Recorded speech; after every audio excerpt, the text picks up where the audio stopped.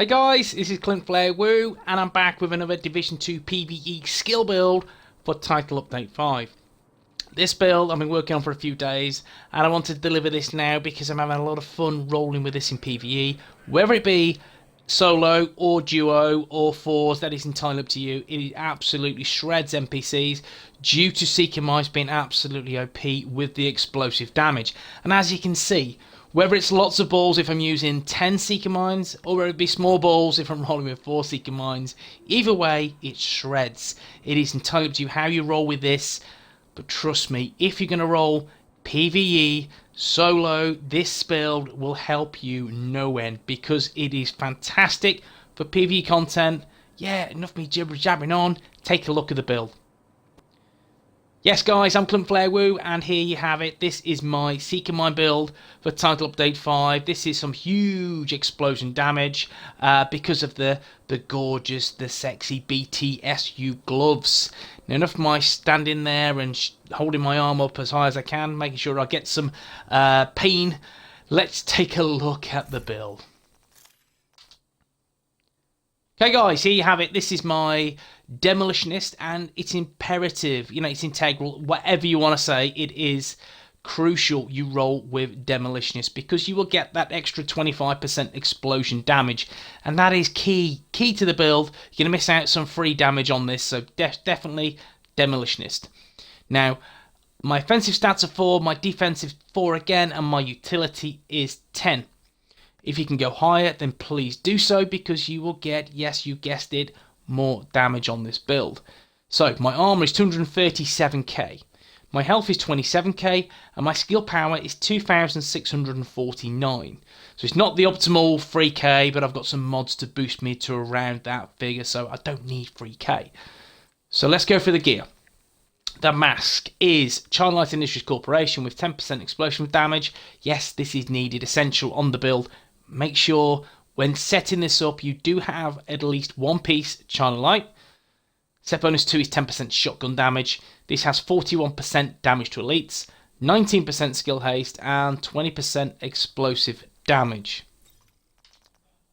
The chest piece is Alp Summer Armor, and yeah, that's 20% skill haste, 5% skill power.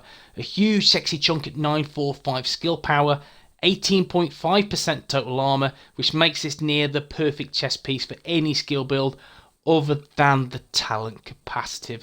This is where my head drops a little bit, guys, because in a lovely, given, peachy, dreamy, Strawberry Fields Forever build, this would be destructive. It isn't, it's capacitive, but I'll make do. Now, the mods are armor with total armor, skill power with explosive damage, and armor with total armor again. So onto the holster, it is accuracy, skill power, and explosive damage, and that's the Aroli Holdings brand set. The mod is weapon damage, assault rifle damage, and rifle damage. The knee pads, they are again the China Light Industries. That gives me 21% skill haste, 20% explosive damage, which is key, weapon damage and damage to armor. And damage to armor does work against your skills or for your skills. So again, this is a minuscule amount, but it still adds up, and every percent does make a difference. Now, the BTSU gloves, which is the best thing to happen in Title Update 5.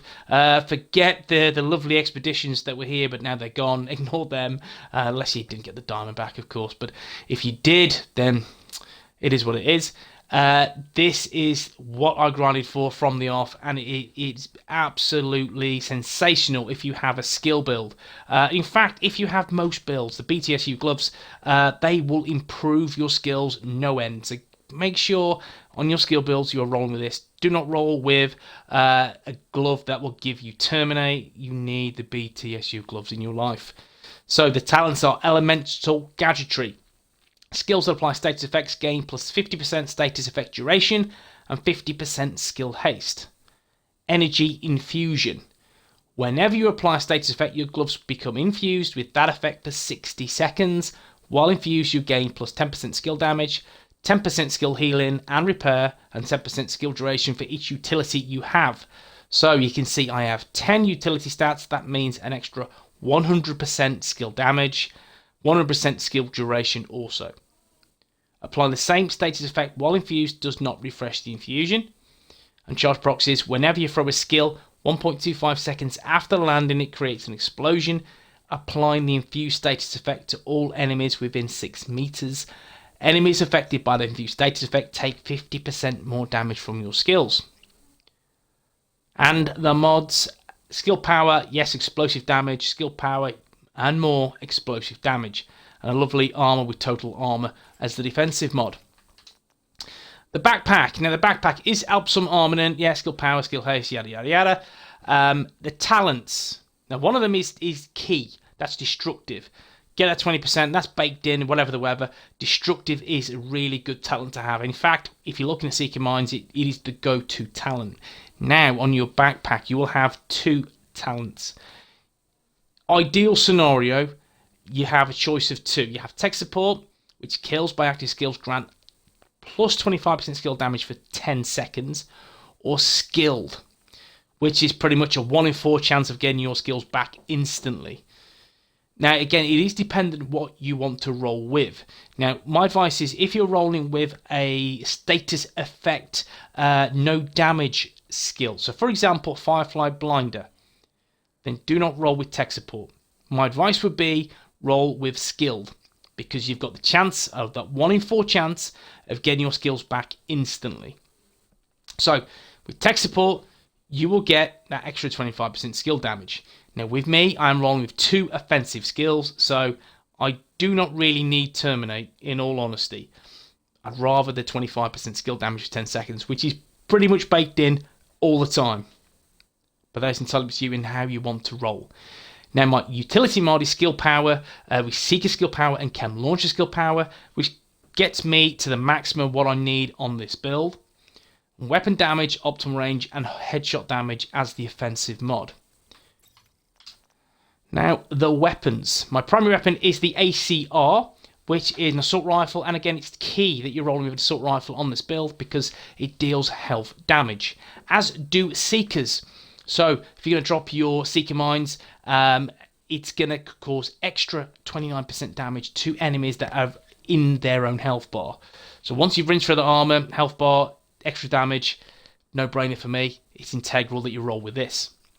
Ignited. I'm rolling with Ignited because I will deal more damage to burning enemies. And again, the key with this is my fire starter will get enemies on fire, and then you have your Seeker Mines that will in turn blow them the shit up.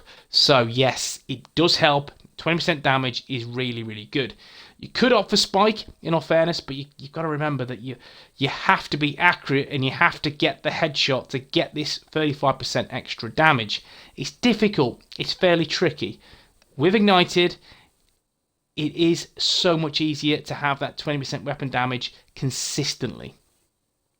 Allegro for the rate of fire, and Protected Reload. While equipped, this weapon grants 10% bonus armor while reloading.